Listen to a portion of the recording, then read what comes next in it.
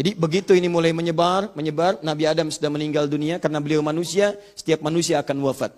Baik, singkatnya Adam, Hawa turun. Quran surah kedua ayat 38. Saya urutkan terus dengan surat-suratnya. Qulna ihbitu minha jami'a, ayat turun semua ke bumi. Adam, Hawa turun. Persoalannya iblis juga ikut turun. Baik, tapi itu kita simpan belakangan karena bukan konteks pembahasan kita. Setelah kemudian dua-duanya turun ke muka bumi, bersua kembali membangun hubungan rumah tangga. Quran surah keempat ayat yang pertama. An-Nisa, ya ayyuhan nasu taqu rabbakumul ladzi khalaqakum min nafsin wahidah Adam wa khalaqa minha zawjaha Hawa wa batha minhuma rijalan katsiran wa nisa. Dari Adam dan Hawa melahirkan keturunan-keturunan, ada laki-laki, ada perempuan. Nah, keturunan Adam dan Hawa ini menyebar. Fokus. Adam, Hawa, kemudian membentuk keluarga, lahir keturunan, laki-laki perempuan, lahir laki-laki perempuan, lahir laki-laki perempuan, membentuklah kemudian komunitas-komunitas. Dalam bahasa Arab kalau terbentuk komunitas, jadi masyarakat itu disebut dengan syu'ab. Sya'bun jamaknya syu'abun. Syu'ab. Atau bisa dijamakkan dalam bentuk lebih banyak syu'ubun. Syu'ab. Syu'ab Indonesia. Ya, misal masyarakat Indonesia, syu'ub lebih banyak lagi. Bahkan Masya Allah ketika mulai menyebar, beda-beda penyebarannya. Adam misalnya dengan Hawa, misal saja, tinggal di satu tempat A. Begitu keturunannya mulai banyak, ada yang menyebar kanan, kiri, menyebar jauh. Sehingga terbentuk kabilah-kabilah berbeda. Jadi suku A, suku B, suku C. Kabilah mulai ada suku. Dijamakkan jadi qabail. Turunlah Quran surah ke-49 ayat ke-13. Ya ayyuhan nasu inna khalaqnakum min dzakarin wa untha. Hei kalian yang telah menyebar banyak kemana-mana itu, sekalipun penyebaran kalian banyak bertebaran, sukunya mulai banyak, tapi kalian mesti ingat, kalian tetap manusia yang punya dua tipe, ada laki-laki, ada perempuan. Wa ja'alnakum syu'uban wa qabaila. Dan kami jadikan kalian memiliki variasi kehidupan. Bumi itu luas, jangan cuma di sini. Silahkan menyebar. Lita'arafu, dengan penyebaran itu kalian akan saling mengenal satu dengan yang lainnya. Inna akramakum indallahi atqakum. Tapi ingat ya, dimanapun kalian menyebar, jaga peningkatan takwa kalian di hadapan Allah Subhanahu wa Ta'ala. Karena yang paling mulia di hadapan Allah itu bukan yang paling banyak hartanya. Kalian menyebar untuk cari harta. Kalau sudah jadi kaya, jangan bangga dulu. Kalau kekayaan itu tidak membuat Anda bertakwa, maka Anda tidak ada nilainya di hadapan Allah Subhanahu wa Ta'ala. Kalau Anda merantau mencari kedudukan, jangan bangga ketika kedudukan itu tinggi. Sebab kalau ketinggian itu belum mampu mendekatkan diri Anda dengan Allah, ketinggian itu tidak ada nilainya di hadapan Allah Subhanahu wa Ta'ala. Dan paling aneh, kalau Anda diangkat jabatan tinggi lagi, sampai Anda semakin tinggi, belum juga kenal Allah, harus dibuat setinggi apa lagi? Apa diharuskan Anda sampai menyundul langit, sampai Anda kenal betul bagaimana mendekat kepada Allah? Nah, ini poinnya. Jadi begitu ini diminta, dijaga. Terjadi persoalan. Saya agak cepat sedikit supaya mudah dipahami strukturnya. Jadi begitu ini mulai menyebar, Nabi Adam sudah meninggal dunia karena beliau manusia, setiap manusia akan wafat. Datang maut, Quran surah 3 ayat 185. Diambil oleh malakul maut, Quran surah ke-32 ayat 11. Pulang dalam keadaan tenang menghadap pada Allah Subhanahu wa Ta'ala. Tersisa ini. Saat menyebar, iblis mulai memainkan perannya. Dia telah berjanji kepada Allah, dia minta kesempatan agar bisa membuktikan diri bahwa dia lebih hebat dibandingkan dengan Adam. Maka saat Adam Hawa turun ke bumi, dia pun minta ikutan turun. Dan memohon kepada Allah diberi kesempatan menyesatkan anak cucu Adam. Kemudian Allah pun ingin membuktikan bahwa hamba-hamba Allah ini bisa melawan dan memberikan perlawanan positif dengan cara terbaik dari godaan-godaan iblis untuk membuktikan diri sebagai hamba terbaik. Maka turun Quran surah keempat ayat 119. Iblis minta peran untuk menggoda anak cucu Adam dan menyesatkan mereka bahkan dari kanan, kiri, depan, belakang. Seperti disebutkan di Al-A'raf sampai dengan bahkan Al-Hijr sampai ayat ke-40-nya. Intinya, di antara sekian manusia, ada yang mulai tergoda dari godaan-godaan yang disampaikan oleh iblis dengan pasukannya setan itu. Singkatnya, mendekat kepada awal masa Nabi Nuh alaihi salam. Fokus baik-baik. Sekitar 6 generasi dari Nabi Adam alaihissalam. Nuh alaihissalam bin Mikhlail, bin Matushala, bin Kinan, bin Anwas, bin Thith, bin Adam alaihissalam. Satu generasinya itu bisa ribuan tahun. Karena Nabi Nuh sendiri itu berdakwah 950 tahun. Fokus baik-baik. Begitu mendekat ke masa Nabi Nuh alaihissalam, masih ada orang-orang saleh yang kemudian membimbing masyarakat untuk dekat kepada Allah. Persoalannya, ada yang dikenal dengan 5 orang saleh. Disebutkan di Quran surah 71 ayat 23. Satu pertama namanya Wadda. Yang kedua namanya Suwa. Yang ketiga namanya Yaghuth. Yang keempat namanya Ya'uq. Yang kelima namanya Nasra. Ada 5 orang saleh yang memberikan pendalaman pada masyarakat seketika itu dengan akhlak yang mulia, dengan ketaatan kepada Allah. Secara singkat, 5 orang ini kemudian sesuai dengan ajalnya wafat menghadap kepada Allah Subhanahu wa taala. Beberapa masa sebelum Nabi Nuh diutus menjadi rasul. Nah, tibalah kemudian iblis datang memberikan susupan godaan-godaannya dengan cara yang halus. Karena masyarakat merasa kehilangan pada saat itu, merasa ada sesuatu yang berbeda dalam kehidupan masyarakatnya, maka muncul godaan-godaan. Sudah, tenang saja untuk mengingat mereka. Siapa tahu dengan ingatan itu memberikan ketenangan. Maka dibuatkanlah secara singkat patung-patung 5 orang ini.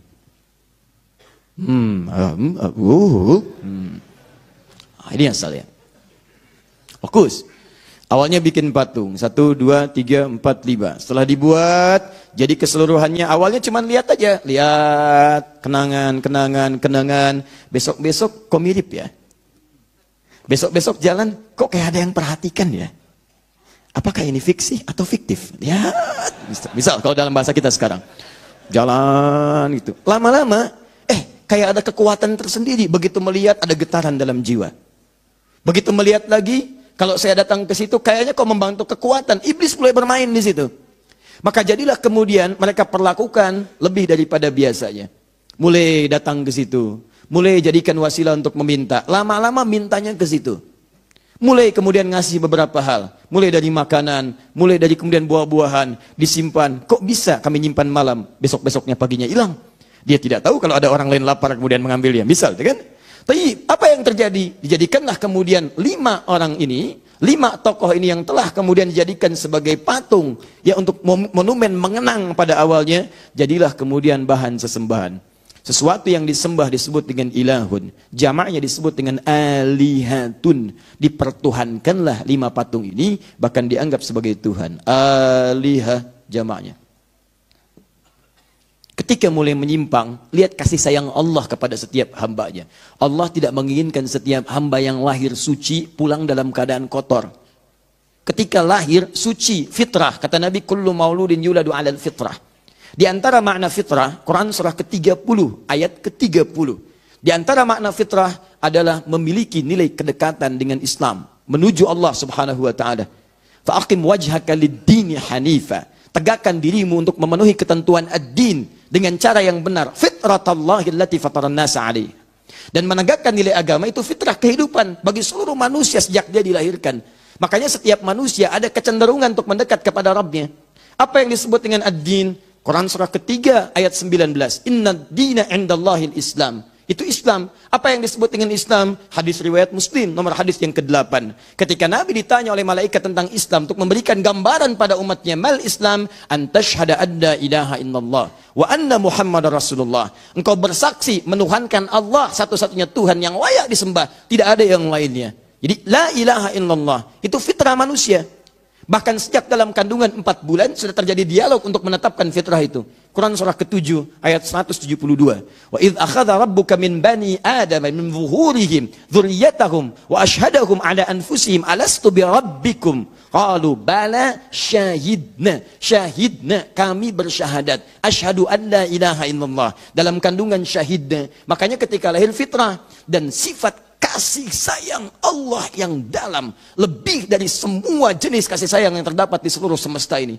Allah tidak menginginkan seorang hamba lahir fitrah suci kembali dalam keadaan kotor. Karena itulah ditugaskan dari kalangan makhluk manusia ini seseorang yang ditunjuk langsung oleh Allah Subhanahu wa taala, dipilih dengan kriteria tertentu untuk mengingatkan, mendidik, mengembalikan dan membimbing manusia yang mulai menyimpang sehingga kembali kepada fitrahnya. Baik. Ketika diberikan risalah, tugas, risalah, message. Nah, orang yang diberi risalah disebut dengan rasul. Kemudian dipilih. Dipilih untuk diberi tugas disebut dengan istofa namanya. Istofa yastofi. Kalau dipilih biasa disebut dengan ikhtara. Ikhtara orangnya mukhtar. Mukhtar orang yang terpilih. Terpilih apa? Terpilih secara umum.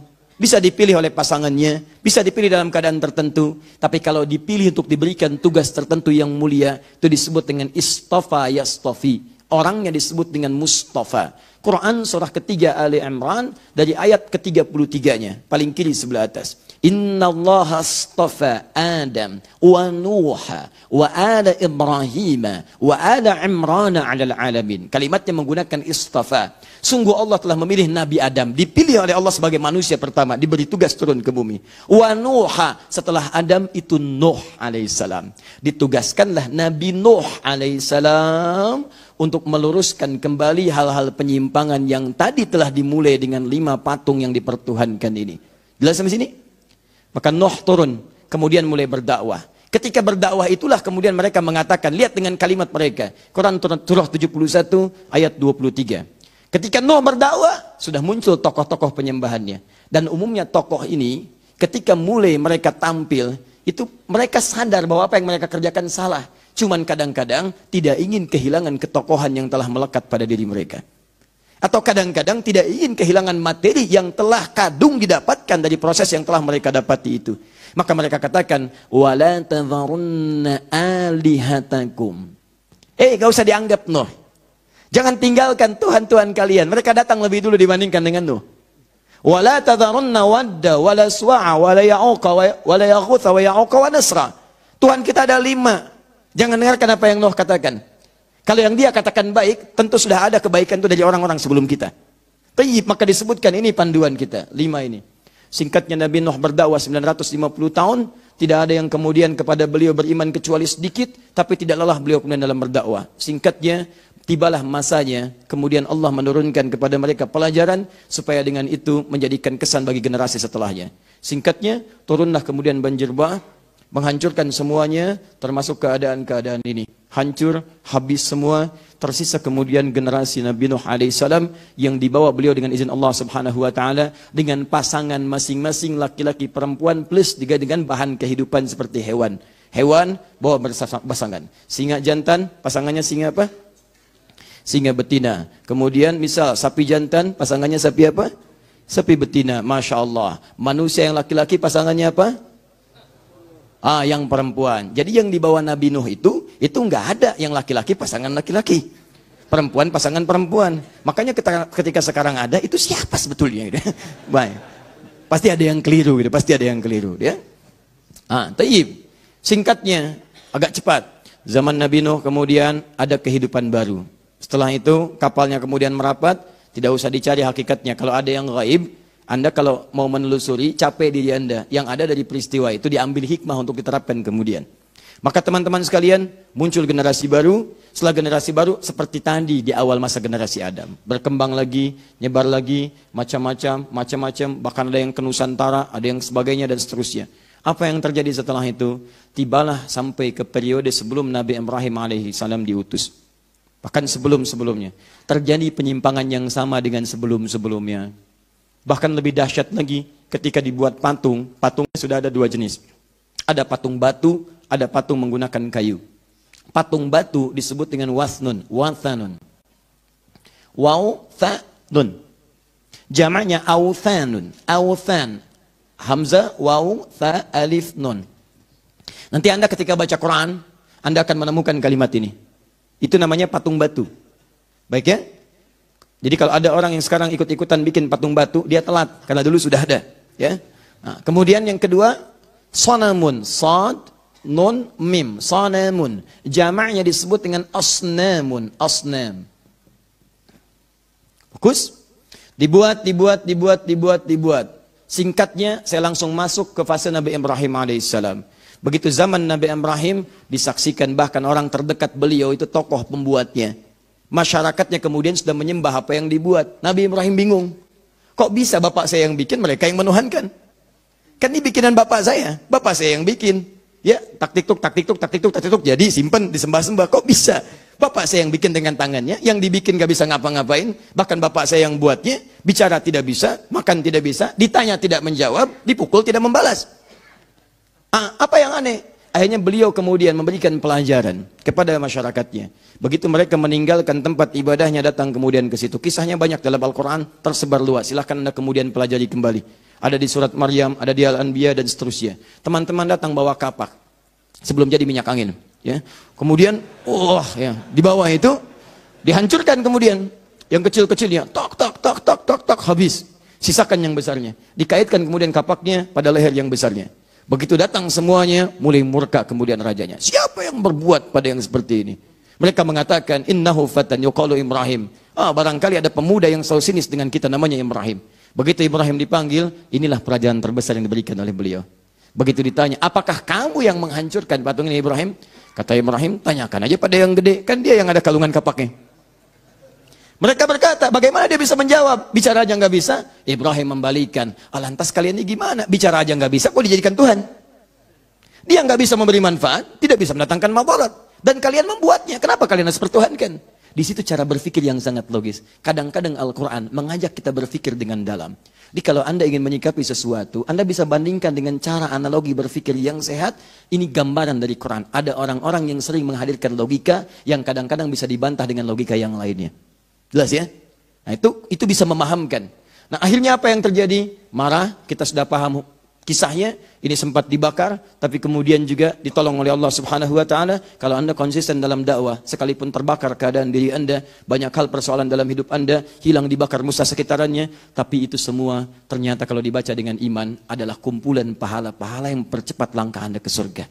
Jika air mata Anda banyak mengalir untuk menangisi satu ujian dalam kehidupan, biarkan dia terus mengalir sampai kering. Sehingga satu saat ketika Anda mendapatkan ujian lagi, tidak ada air mata lagi yang mengalir karena Anda sudah siap menghadapinya. Bikin status.